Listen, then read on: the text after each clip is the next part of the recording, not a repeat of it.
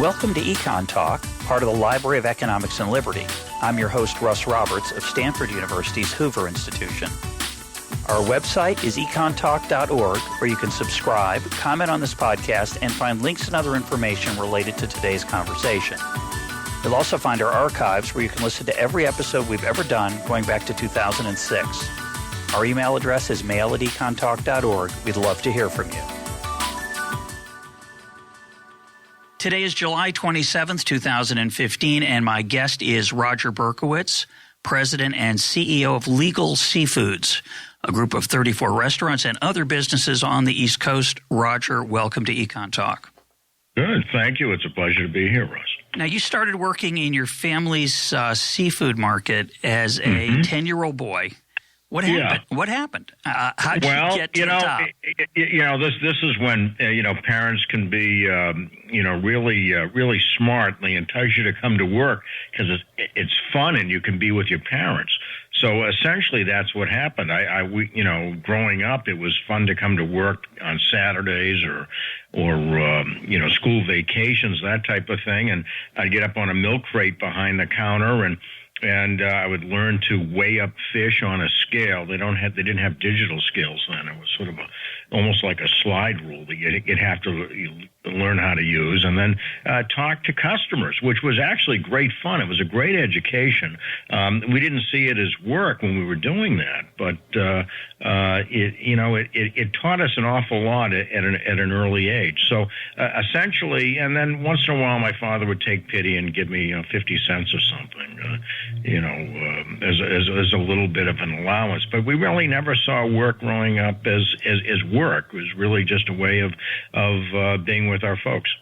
But at that point, your family had just the fish market, or did they also have a restaurant? At that point, it was just the fish market, yeah. So how did that get from a 10-year-old boy chatting with customers and weighing fish to be the CEO of a 34-restaurant Well, it's kind of interesting, and we, historically, let me just give you a little bit of a backdrop to what happened. My grandfather had a grocery store in Inman Square, Cambridge, in 1904, and he operated that till the mid-40s. A lot of competition with the new supermarkets that were coming into town and opening up, and he was really a fanatic about quality meats and produce. That was really his hallmark. And he started to struggle against the advent of the A&Ps and the Stop and Shops of the world. And my father and his older brother were asked to leave school and help in the grocery business. And they got there, and they had a cousin that worked for one of the supermarkets. And the cousin said, hey, if you guys want to compete, you have to have some of the niceties that the supermarkets have. And one of the things they have are fish counters. So my father thought, okay, I'll put a fish counter into the grocery. Well, the problem was the grocery store was only about 2,500 square feet, and there simply wasn't enough room. So at that point, he ended up leasing the adjacent storefront and opening up a fish market next to it. And so that's how my family sort of evolved from the grocery business into the retail fish market. And my grandfather eventually retired, and a cousin ran a butcher shop, and then he retired. And my folks ended up taking the fish market and expanding into the empty space of the grocery. And that's how we inadvertently got involved in the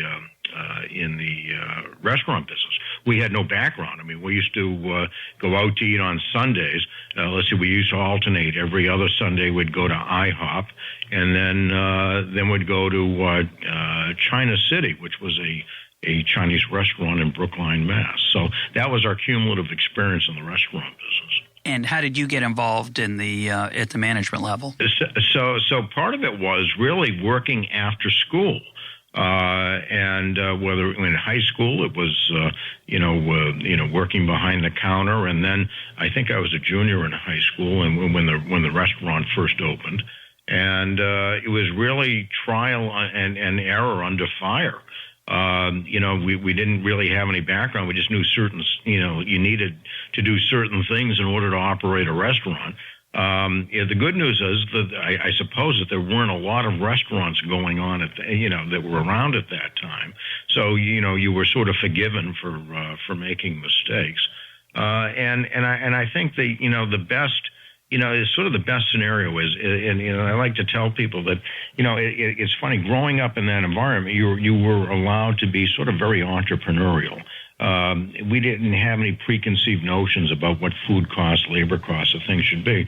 So the good news, bad news is that you made a lot of mistakes, and half the time we didn't know what the heck we were doing. But sometimes that accretes to sort of leapfrogging you into a better place. So it was really, it was all hands on deck. It was doing jobs that needed to get done, and that was sort of the hands-on experience. So when you became CEO in 1992, what kind of what was the landscape for the restaurant? Was it, how many did you have at that point? At that point, I believe we had 5. And it was my father, my brother, myself, and it was, it was different. Restaurants were sort of just coming into play. It was kind of, when I say into play, I mean just sort of, there wasn't the thrust of restaurants then that there are today. So the restaurants were not as plentiful as they were out there. I think one of the, differential things for us, and it was kind of interesting for me in particular, is that I went back to school. I'd been out of school for a good 15 years or 12 years. And there was a program that was offered at Harvard Business School called the Owner-President Management Program. And it was for people who've been out of school at least 10 years and trying to figure out how to grow their businesses and how to think about their businesses. And it was they took approximately 100 people a year from different industries and different walks of life. And the age groups were between, say, 32 and 60. And I was one of the younger people in the class. This was, I think, 1985. And I remember getting in there, and the guy who ran the program was a guy by the name of Marty Marshall. And he was a marketing professor. And he was a real curmudgeon. And I don't know if you've ever seen, Russ, the movie Paper Chase with the John Huston character. Yeah, I know about it. Okay. So, John Huston was a law school professor. He used to torture his students. I mean, and if you didn't come into that class extraordinarily well prepared, you were you were destroyed, literally. Well, Marty was kind of like that in the business school sense. And there was a lot of people he'd throw bait out to, and of course they'd grab it hook, line, and sinker, and he'd kind of slowly reel them in, and then he would surgically cut off their legs in front of the class. And I'm thinking to myself, this is not going to happen to me. I'm not going to let this happen. So of course, when you're in class and you have a particular tough, professor or teacher, the thing that you try to do is avoid looking at them, hoping that they won't call on you. So of course, as luck would have it, they rotate the class. And this program was a program where you lived on campus 3 weeks a year for 3 successive years. And as luck would have it, I was sort of posted to the front row. And Marty's not an idiot. He was looking at me, noticed that I'm averting his look. So he stands right in front of me, goes, "Berkowitz." And I'm thinking to myself, no, please. And he said, "What business are you in?" So I'm thinking to myself, it's not a trick question, is it? Kind of is, though, yeah. So I'm saying, I'm in the restaurant business. And he looks at me and goes, "Oh, you think so, huh?" And I'm thinking, I can't believe I blew that answer. And he said, "What you're going to do an environmental analysis of your business, and you're going to hand it in next term." Well, an environmental analysis is you take a look at your business, past, present, and future. So I did this. I did a research paper. I was the only one given this assignment. I handed it in the next term. Someone typed it for me. It was about 42 pages. And I handed it in. And when I handed it in the first day of class that next term, he didn't even open up. He waved it in front of my face, and he waved it in front of the class. He goes, "All right, Berkowitz, what business are you in now?" And I said, I'm in the fish business. And he said, good. You did your homework.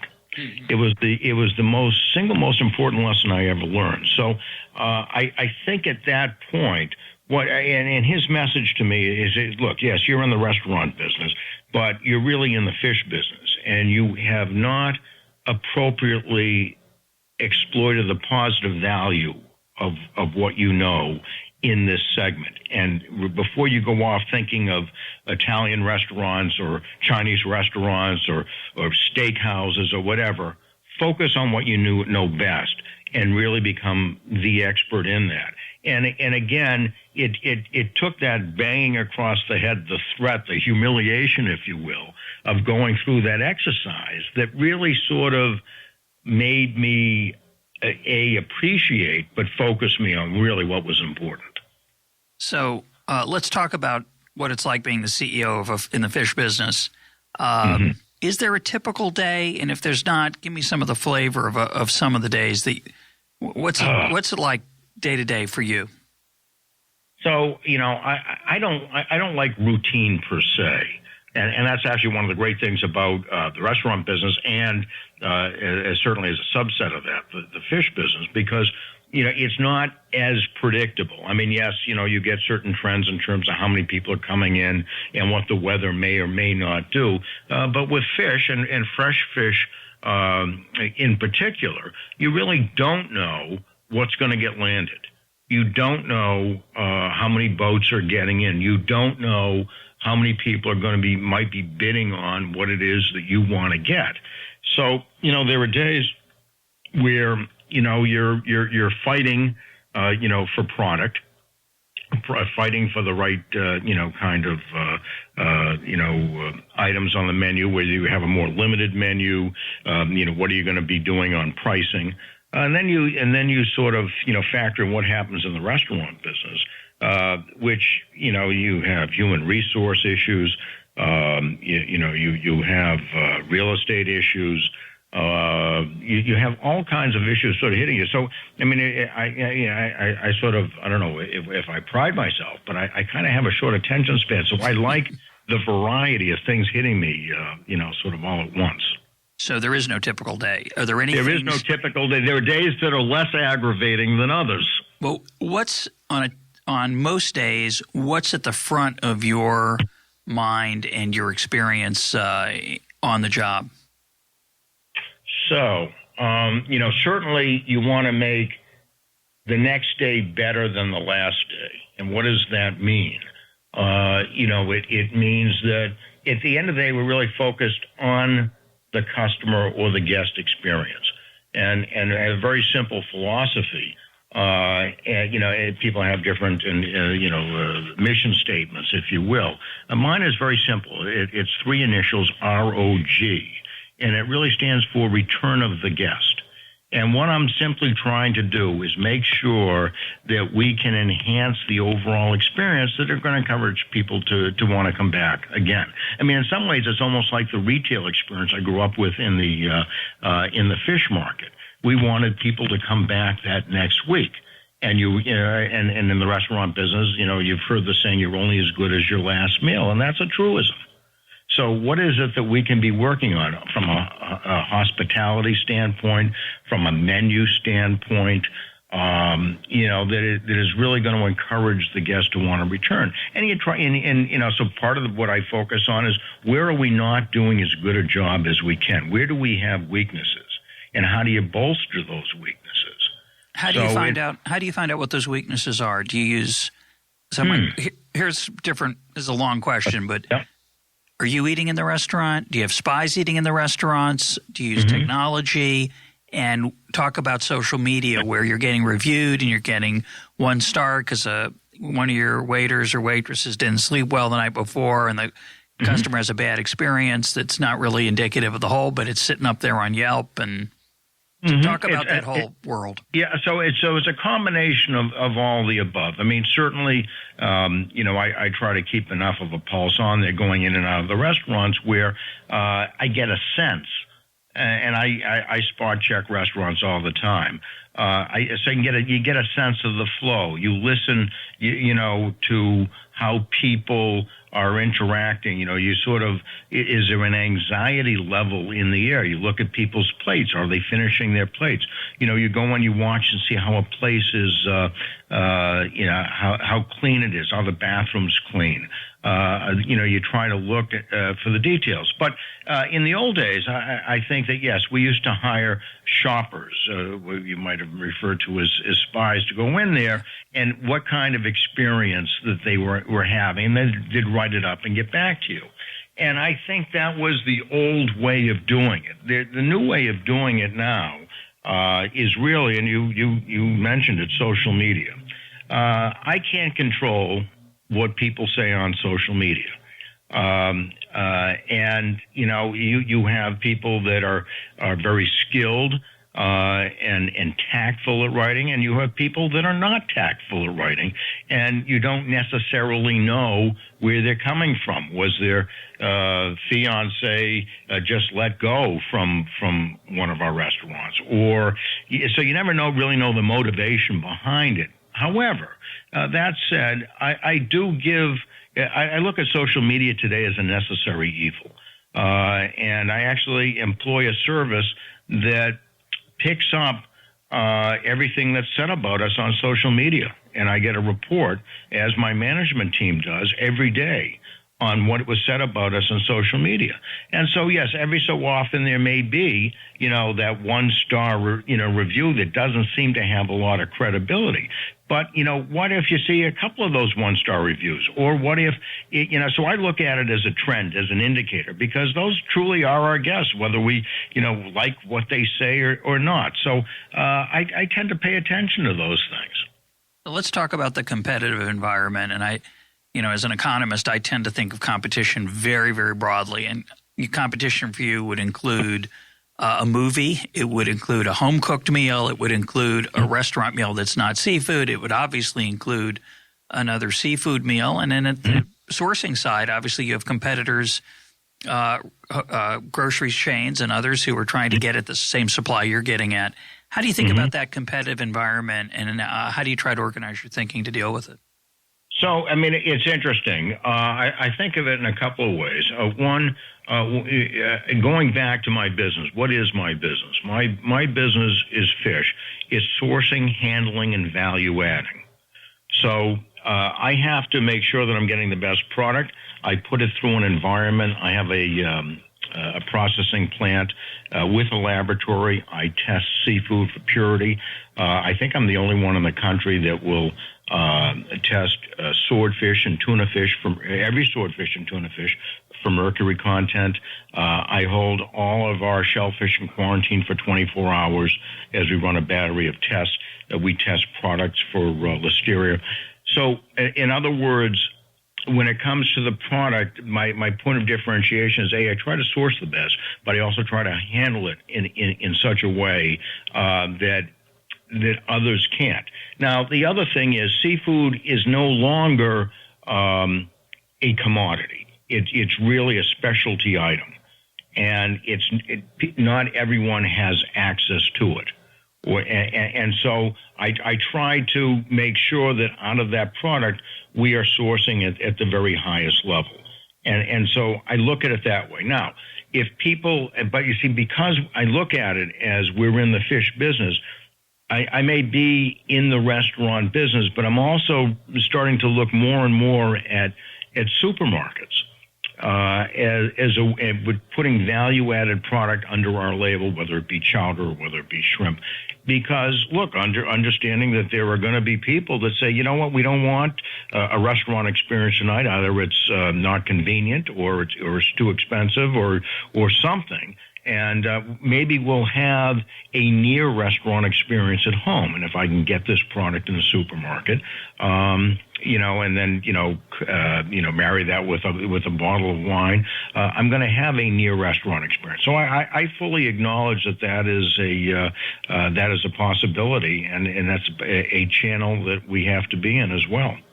What do you know about seafood or the restaurant business today that you did not know when you were first on this job, and what role does technology play in that transformation? Well, I think that, I've always been focused on quality assurance. So I think it's certainly become more important today than ever before. Sustainability as a concept has become more important, particularly to the growing segment of millennials that really want to know what their product, where their product is coming from, who is harvesting it, in what manner it's been harvested, and I think that's totally appropriate. So I think people are wanting more information today than ever before, and I think that there are whether it's communications or traceability. There were certainly ways that we employ to give people as much information as they want about a given product, because if we're able to do that, it underscores what we're about to begin with. Let's talk about sustainability. The Monterey Aquarium has what it calls a seafood watch, and it's got guides that you can download. I downloaded Massachusetts for fun before this conversation, and there's some suggested fish that you should order. There's some that are okay, and there's some that you should avoid, meaning they suggest you should not order these because they're currently their stocks are in danger or overfished, and a prudent and sensitive customer should order something else. You've been critical of their list. Why?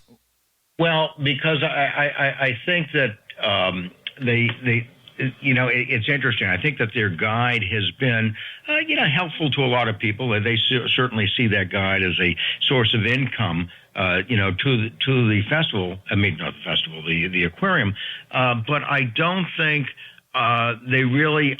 I think they paint a broad brush, and inadvertently, in the past, they have done harm. I'll give an example. I was on a panel at the Culinary Institute of America, and there was a guy on there who was representing the Chefs Collaborative. And he made a statement. Now, I haven't, taken a look at what's on the pamphlet today, but he made a statement that you should not be eating cod or haddock from the North Atlantic. And I said, why would you ever make that statement? And he whipped out his card because it says it right here. And I said, well, I may. This is based on science. And that's actually a subject I really want to cover in a little bit more depth, because it's not based on the best available science, and I will get back to that in a moment. But NOAA very conservatively comes up with a quota system in terms of what they will allow to be landed in terms of stocks. And I may not agree with the amount that they allow, because I to some degree, I think sometimes they're a little draconian in terms of what they will allow in terms of haddock and cod stocks, as an example. But whatever is landed is deemed sustainable. And so for someone to come up or to promote something that says in a pamphlet you shouldn't eat it is doing irreparable harm to the infrastructure of an industry. Now, again, maybe they could be, harvesting a lot more than is allowed, but whatever is harvested is deemed sustainable. And I think that was the wrong message to put out there, that people should avoid that, because it really hurt the fishermen. It didn't mean that the fishermen were going to catch less of that product. NOAA had already established how much of that product that they were going to be able to have. But to say whatever is landed is not sustainable, I think that that's a mistake, and I think that it continues to do harm to the industry. So help me out here, because this is the first I've heard of this, and maybe many of our listeners are in the same boat, so to speak, as it were. Sorry about that. But NOAA is the National Oceanographic Agency? Yes, and they are in charge of national marine fisheries, and under the Magnuson Act, they are chartered to employ best available science for doing their stock assessments. Okay. So they have been using a methodology that was developed many, many years ago, and it involves a boat going back and forth over an area quite like a lawnmower on an area of lawn and gathering information. And then interpreting that information as to what the quota will be for a year. They actually don't. They should be using it every year, but they use it. It's sort of an every other year kind of scenario. And oftentimes, when they do this stock assessment, they at the 11th hour they'll tell the fishermen, as they did 2 years ago, the stocks don't seem to be rebounding according to this data, and therefore you must cut back 77% of what you're currently harvesting. And so just think, if you're, regardless of the business you're in, if I told you, right, Rush, whatever you're doing, you've got to cut back on it 77%. That in itself is not sustainable. So that's sort of what happens to the fishing industry. And for every job, by the way, for every job on a fishing boat, there are 7 jobs that sort of go back in the infrastructure of that industry. So it has a domino effect when something negative occurs. Now, all that said, we're all in favor of sustainability. And I'm not a scientist, and I don't pretend to be a scientist. But I will tell you a story that took place 7 years ago. The president of Northeastern University, Joseph Ahun, invited me out to take a look at their Marine Science Center, which was an area, Nahant, Massachusetts. And I went out there, and it was a fascinating place to visit. Lots of research scientists out there. And there was a husband and wife team that was on a grant from Homeland Security. And they were using sonar to determine, help determine if there were any enemy vessels that could potentially encroach on our coastline. And so I kind of naively said, gee, can the sonar be utilized in any fashion to help do stock assessments? And they kind of looked at each other and laughed, and they said, here, take a look at this picture or mapping that we did. We did this in an area where NOAA said there really wasn't very much herring. But what they missed, and it was an area, a body of herring the size of Manhattan. And what sonar allows people to do is to do 120-kilometer radius in 4 different dimensions, and then can check the different species because of it measures the air in the lung capacity of the various species, and it can do it in 70 seconds. So I said, well, gee, why aren't we using this? And they just shrugged. So I ended up bringing in someone who was a state representative from Gloucester, Mass, to take a look at it.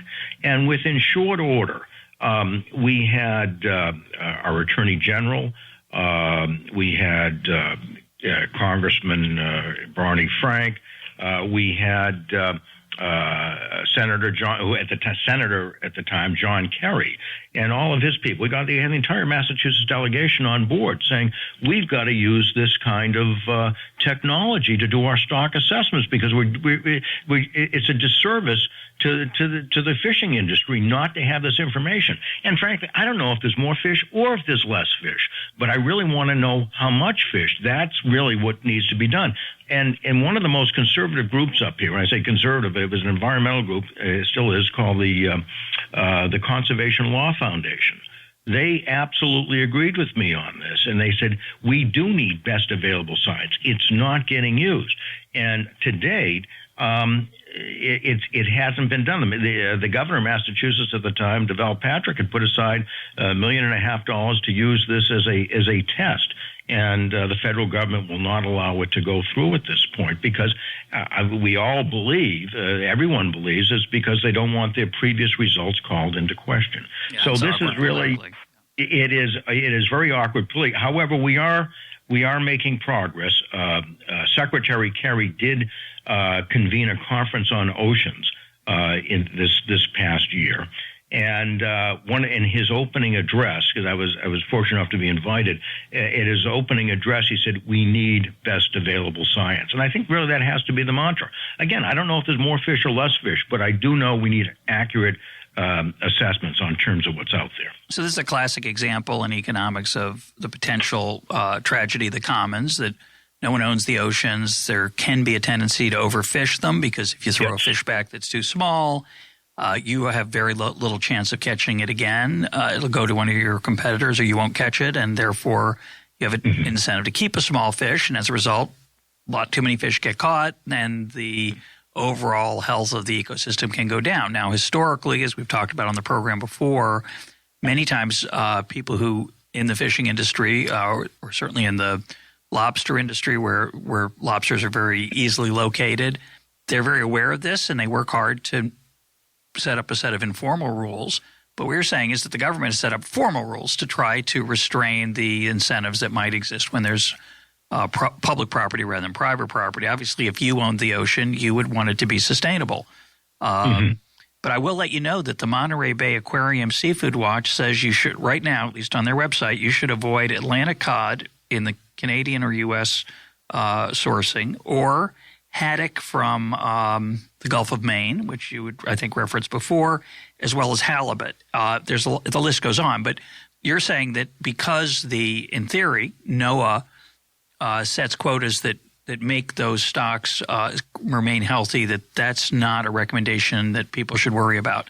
I think it's irresponsible because it's based on faulty data, and B, what NOAA deems. Again, I may disagree with the quota that NOAA allows, but whatever is landed is deemed sustainable. And whether Monterey endorses that or not, it's still going to get consumed. Now, I think there are other issues out there, like global warming as an example, that have had, some kind of, that have forced certain species to go more northward. As an example, haddock and cod is not as plentiful as it once was in the New England waters. But the water temperature has also risen 3 or 4 degrees, so it really has nothing to do with overfishing. That fish actually is swimming north, and they are having record catches right now in Iceland and Norway, where the waters are colder. And by the way, they use better available science, including sonar.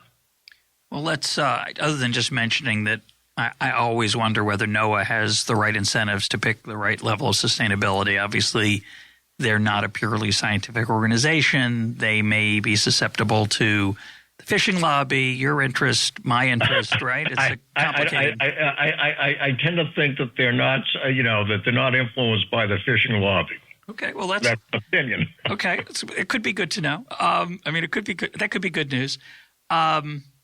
Let's talk about a particular fish. What is your biggest selling fish, if you can tell us that? Oh, gosh. Well, it's, I think if in aggregate, given the number of different dishes that it appears on, probably shrimp. So I consider, I'm an actual fish, but we'll take shrimp. But in terms of fish, would it be cod? Cod is popular. Cod is popular, and I buy a fair amount of cod from Iceland. So let's take those two examples. You alluded to it earlier. You said you have to make sure you buy the right amount. You can get access to it to fill your to make your menu work. How do you do that? Have you thought about having your own fleet? You said you're in the fish business. You could vertically integrate. Yeah, I almost put out a boat once. And I think it would have been a huge, huge mistake because catching fish different business. And selling fish are two different things. So although I might have been deluded at one point to thinking vertical integration was the way to go, that would have been a disaster as far as I'm. But what I'm thinking about is that if a customer decides that to eat cod or shrimp tonight, the customer can go down to the local grocery, or there's sometimes they can go to it's romantic and fun to go to the fish market where you can see the boats come in. But you're not doing that, or are you? How does the market work at your level? It's obviously not the same as when I go in and buy a pound of fish at the local fish market. You're buying enormous quantities, and I assume you're bidding with other large consumers of cod and shrimp. I might be. My competition in that regard might be wholesalers, who are then selling to other restaurants and or markets. Smaller restaurants, presumably, individual. Yeah. Yes. So they are the middleman, if you will. So I try to go as direct as I can. And by the way, the higher quality product does not come at a discount. Oftentimes I really have to pay much more to get the best quality. So what's the mechanism? Are you doing this? You're not doing this every day. Oh, yeah. I mean, as boats come in, yes. I mean, it's a fresh product. You don't have any long-term contracts or relationships with fish it's interesting. The West Coast operates a little bit differently than the East Coast. The East Coast is really, in some ways, not as sophisticated as the West Coast. In that, no, it's more of a daily auction that takes place on the East Coast. But you're going to make sure you get a minimum amount of everything on your menu. The last thing you want to have happen. Well, no. Sometimes I have to go without. If I don't see, if I can't buy quality whatever at a Gray Soul, then it's not on the menu. And do you tell the customer that, or do you just reprint the menu every day? Absolutely. It wasn't available today, or I didn't like the quality today. No, so absolutely we'll pull the trigger on. And the other thing is, I think that, it would be good for the listeners to know is that true fishermen and people like ourselves that are in the fish business are conservation-minded at our very core. And we have no incentive nor interest to catch the last fish. Well, that'd be bad for you. Yeah, it would be bad. Good today, bad tomorrow.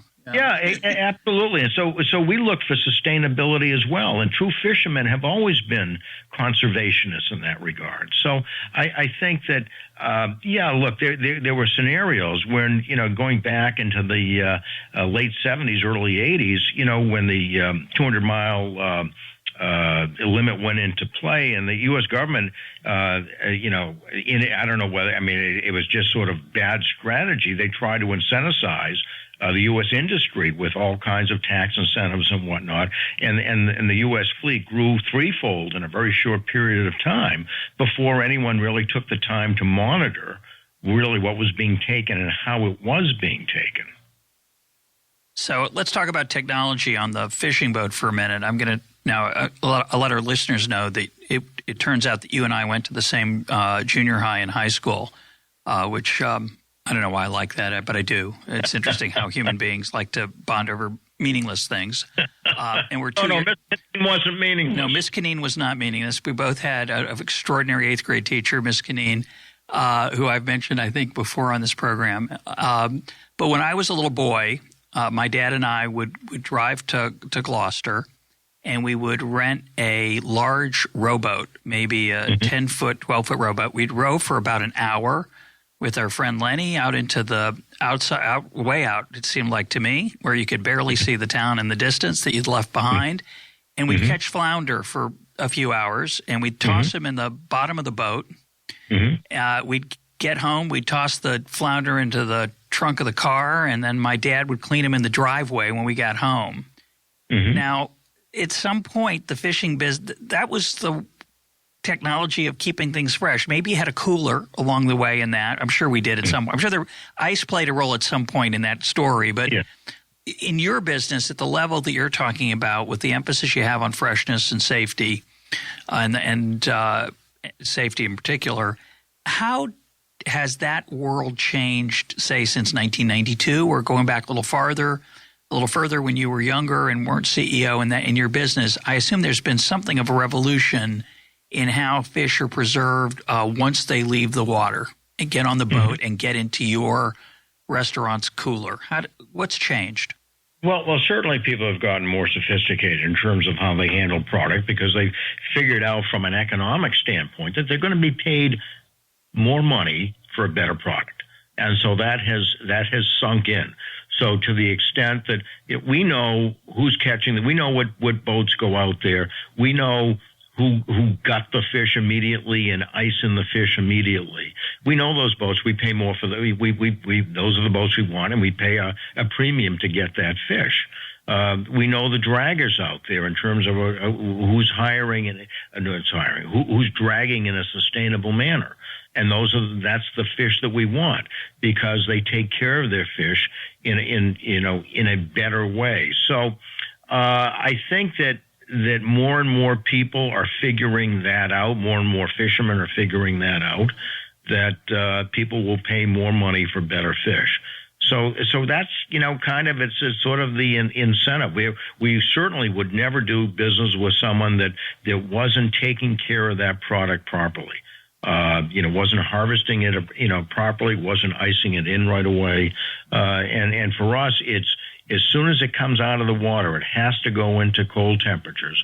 It has to be transported by truck in a cold environment. And our plant is kept temperature controlled. So it never really comes out of temperature until it goes on the fire.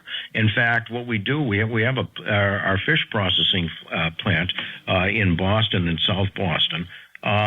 We fillet every fish and portion every fish in a temperature-controlled environment, because we don't want it going to a hot kitchen where inadvertently it could be left out, and all of a sudden you have a great piece of fish that all of a sudden doesn't taste that good anymore, or has a bit of age to it. So 2 questions. You're saying that is that done by hand, that portioning, or is it done by machine? So machines are becoming more prevalent. They're prevalent in the skinning. So you mentioned flounder. So flounder and gray sole, as an example, would be skinned by a machine because it's simply faster and it does a better job. We still fillet our fish. We fillet our haddock and cod by hand. We use a lot of salmon. We just brought in a machine that will actually fillet salmon, from a whole state. So it's easy to do. It's easy for a machine to be in a cold environment, but the people who are doing it by hand, you're saying, are doing it in cold temperatures. No, that's in the cold environment as well. Yeah, that's what I'm asking. So that they're working in the equivalent of a refrigerator. Yes. What about the freezing technology? My impression is that some boats, I don't know if it's Atlantic, it's Pacific, you hear about sushi all the time because they're always worried about supply of a certain, say, type of tuna. They're, quote, flash freezing it. Is that common? Is it universal? What does that mean? And what's the difference? Is there any difference between my freezer and that? Yeah, yes, there is, because commercial freezers, which might take the form of nitrogen, gets the fish very, very cold. And if you use nitrogen as an example, it brings the fish down to 20, 30, 40 below zero, and it does minimal damage to the cell structure. Whereas, the old-fashioned way of freezing a fish might be such that the fish would absorb too much moisture, and that was sort of, in people's idea of, this tastes frozen. A fish that has been put into nitrogen would be very, very difficult unless you were an expert and doing a side-by-side to tell whether a tuna, as an example, raw tuna that you'd get in Japan had been frozen or not. Actually, most of the tuna in Japan has been frozen. And is every high-quality fishing boat doing that with their catch, or are they just keeping it cold? Tuna boats, yes, I believe there are, because the majority of the tuna actually is shipped to Japan. So I would say the majority of the tuna boats are. And the issue there is it's such a long trip. You have to freeze it, essentially? Yes. I mean, sometimes it's flown in fresh. I've been to the Chichiji market in Tokyo. I don't think I saw any fresh fish when I was there. I saw lots and lots and lots of nitrogen frozen tuna. So you have, I think, you have a lot of restaurants in Massachusetts, but you have one in Rhode Island, you have one in Washington, D.C., you have one in Atlanta, Georgia. How do you source that Atlanta, Georgia one compared to your Massachusetts ones? We fly fish. We fly fish in. And what does that mean? You fly fish. I know what it literally means. They're on an airplane, but are they going cargo? Or do you have your own plane? How do you do that? Yeah, no. It's it's cargo. Delta Airlines. We pack. There's a particular. We can do quality control when we oversee the process from the whole fish to the filleting to the portioning of it. And then we pack it ourselves and send it off. So that from a quality assurance perspective, we don't see a better way of doing that. So let's talk about portion size, because that fascinates me. Most people, there's a little bit of a pushback lately, but restaurants in general portions have gotten larger. Food has gotten cheaper. It's gotten restaurants are better run. You got better control of your inventory. You can still make a profit at a lower price. Competition's forcing that price down. It forces portions to be healthy in terms of size, not necessarily healthy in terms of health, but meaning large. And how has that changed in your 23 years as CEO? It's kind of interesting. And how do you decide what portion to serve? That's the other. Part of it is, and I'll tell you a little bit of a story. I think aging boomers are one group that have always been used to seeing larger sizes. And about 7 years ago, what I try to do in the course of running our operation is that I usually on a quarterly basis take someone from the front of the house, someone from the back of the house. It can be a wait staff person, a host person, a bartender. It can be a cook, but not management. And so I usually take two people from every restaurant to get their perspective, because oftentimes these are people closest to the guest that really is never asked questions by management. And they have a lot to say in terms of what they observe and what they can add to the conversation. And I've used them in a variety of ways for a number of different strategy sessions I've had. But I was putting together a restaurant. I had an idea for a new restaurant concept. It was called the Legal Test Kitchen. And it was a smaller restaurant, and I really wanted to target millennials, the 20 and 30-year-olds, the sort of the non-traditional customer. And I remember, I had this group, and, sometimes I'll lead them by saying, we want a restaurant with big portions, and they're looking at me like I had two heads. And I said, what do you mean? You want big portions, don't you? I mean, and they're saying no. What they were actually asking, this was 7 years ago, they said, we really want smaller portions. We want more variety of taste. We want to share. We're not looking for big portions, and more tapa style, if you will.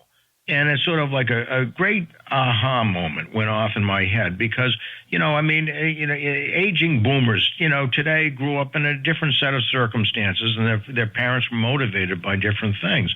And it was always about how big a portion of meat you got, or how big a portion of this that you got. And today, I think that the millennials today, as an example, and maybe the Gen Xers and Yers, and certainly the seniors, are more conscious about what they're putting into their body, and they're looking for a higher quality. But it's really not about portion size, and it's really not about, how much can I eat? In fact, if what I'm seeing more of today in the restaurant business in general is that if they can't finish it, they want to take it home. So I see a movement today on more healthful portions, because really, if you look at some of the healthiest of populations, and we can take a look at the Asian population in Japan, and going back to the 50s, 60s, and 70s, it was always about an appropriate amount of protein, not too much protein, but coupled with the right amount of carbohydrates and the right amount of fat, more in balance. And I think that we see a more intelligent eater out there today, than someone simply looking at the most amount of protein or the most amount of ounces out there. So how do you manage that? How do you play with that? How do you discover I mean, that, like you said, that was a revelation. Surely it's been a surprise for anybody in the restaurant business that people don't want bigger and bigger portions. Obviously, there are restaurants that specialize in that, but in large portions. But in your niche, that's not necessarily what people want. When you discover that, how do you adjust? Is it trial and error? Do you have do you go back to those servers and ask them how much people are leaving on the plate? How do you deal with that? Yeah, I mean, it's sort of a combination, but, plus the fact, part of, I think that, restaurateurs, have sort of an inherent responsibility, to sort of get it right. And what is helpful? A number of years ago, you remember the trans fat? Yep. Well, I mean, trans fats are still going. So it's still going. But I thought this is a true story. So about 15 years ago, I was invited to sit on a round table at the Harvard School of Public Health. And the guy who was leading that was a guy by the name of Walter Willett, who was the chairman of the Department of Nutrition. And so this is it was maybe like 6 of us, and Walter went around the table asking each of us, if we had trans fats, and he asked me if my cooking oil was trans fat free, and so I'm looking at it. I never heard of a trans fat before, and I'm thinking, gee, I think it's trans fat free, but how would I know? And he said, well, you got to go back and you look at the label, and does it say hydrogenated on it? Or partially hydrogenated. And I said, okay. So, sure enough, I went back and it was partially hydrogenated. And I thought I was using, pure vegetable oil, kosher, that I changed out every day. And then, Walter proceeded to give me an education on trans fats and the dangers of trans fats. So, I really went back and, we were, I believe, the first group of restaurants to get trans fats out of our menus. And I tell you, it was an arduous task because, I had a difficult time convincing the Nabiscos of the world that it shouldn't be in their oyster cracker, as an example, and whatnot. But long story short, we got it out, we got the oil out, and the food actually tasted better because, trans fats is sort of, it's like a preservative that doesn't allow the true flavors to come through anyway.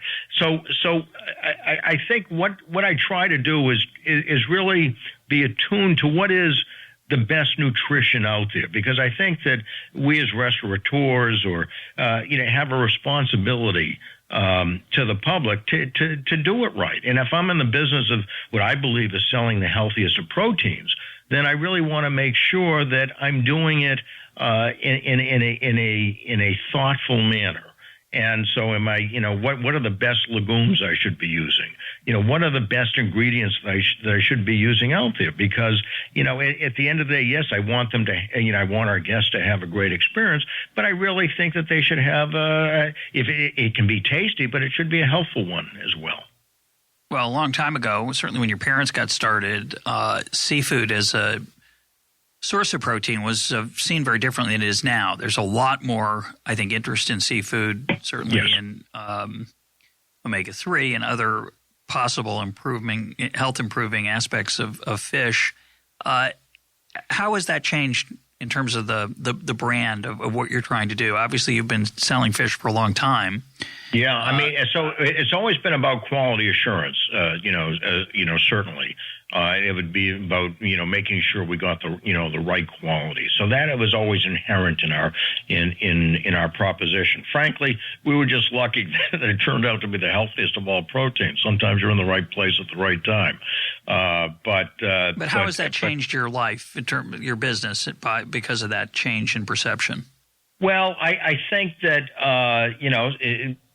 people who want to eat healthier and eat smarter, have focused more on seafood, less on fatty proteins, that are not as healthy for you. I mean, omega-3s, in terms of being a benefit to help combating cholesterol, and then in turn to cardiac disease, I think has been a huge boon. And I think that people who, live to be healthy and want to be healthy migrate to the healthier proteins. So, certainly there is a tendency, for people who want to, want a more healthful diet to go in that direction.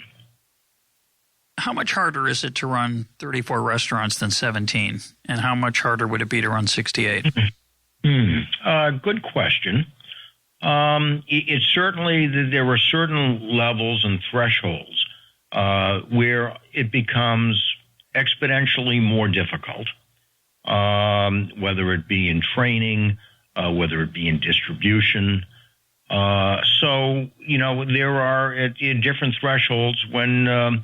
So I'd say certainly running 34 is more difficult. It requires more expertise. It requires a disproportionately more amount of training.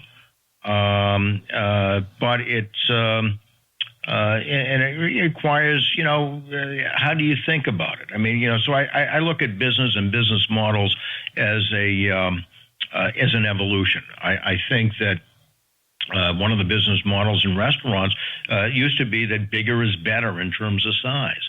That is not necessarily the case anymore. Yes, given the number of restaurants that, the increase in the number of restaurants. But I think that sometimes, smaller footprints can be better. Doing fewer things better is not necessarily a bad philosophy. So I think over time things change in terms of what the model looks like. But certainly more in terms of numbers, is more of a challenge than fewer. How has your training process changed over the 23-year tenure? Is it the same? Or obviously it's more. There are more people being trained. There are more locations to train them for. But does the process itself, have you changed it radically a little bit? Or is it pretty much the same? We keep redressing it in terms of how can we be more effective at it. People learn differently. There's probably a little bit more online e-learning today than there was before. There's more hands-on training, I think, today than there was before.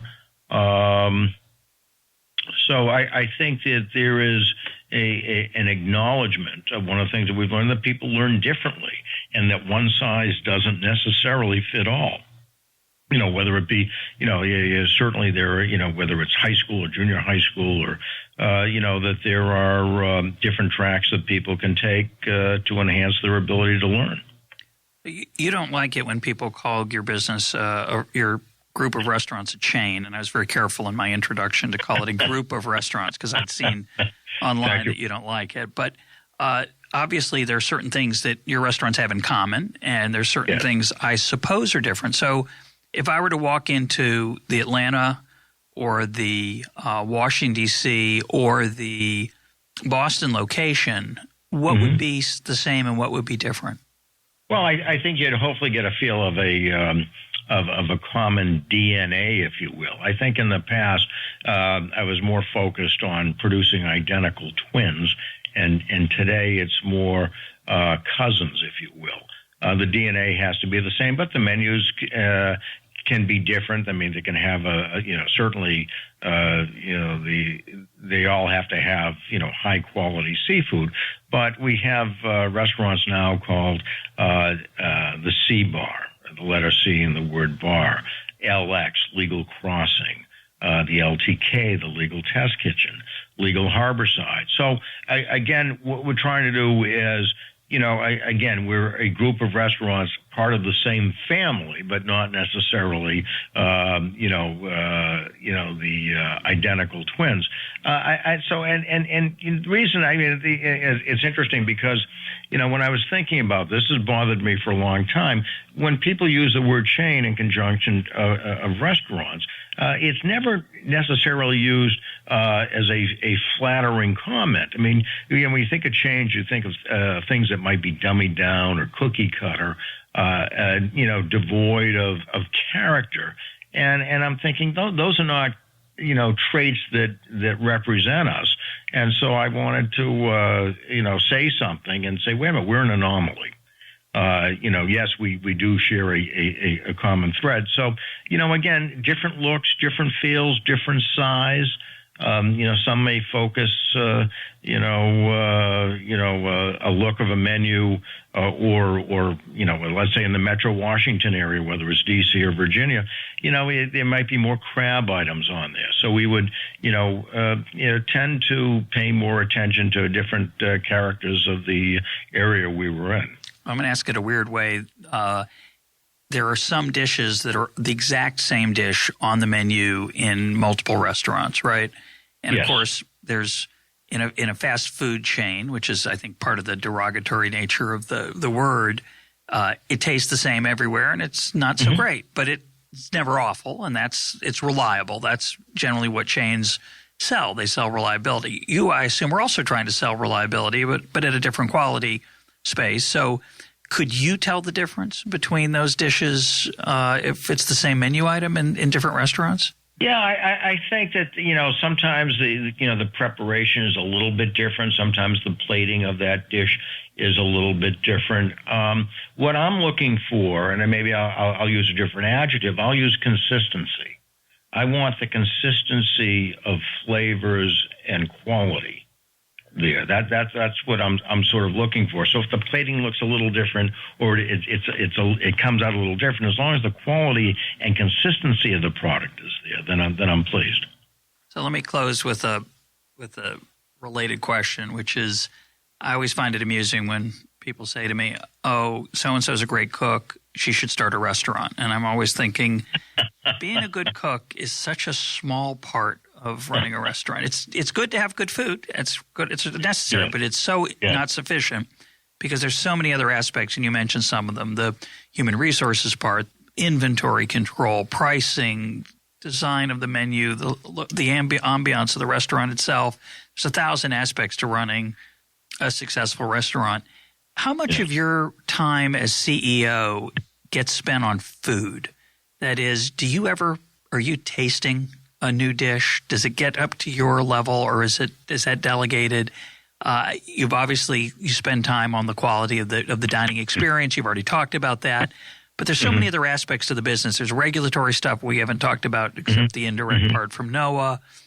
How much are you in the food business as opposed to the restaurant/fish business? How much are you in the eating and tasting and dining part? Thank you for asking that question, because at the end of the day, if it doesn't taste good, or if it's something I'm not proud of having on the menu, then we have a problem. So I am out constantly tasting. I'm out constantly working with our chefs, testing product. If I see something in someone else's restaurant that's interesting, I'm gonna have our guys check it out immediately and say, hey, can this is something we should be doing, perhaps with our own twist on it. So, it really, at the end of the day, it really does come down to, does it taste good? Is this a dish that I want to return over? And yes, certainly that is enhanced, by the hospitality around it. But the product has to be there.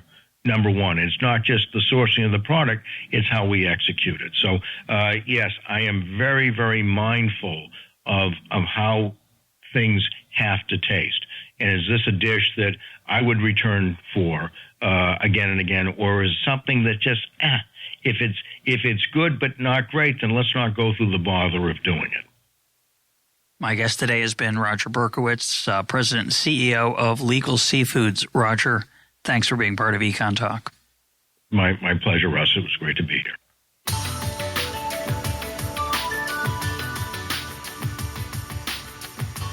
This is EconTalk, part of the Library of Economics and Liberty.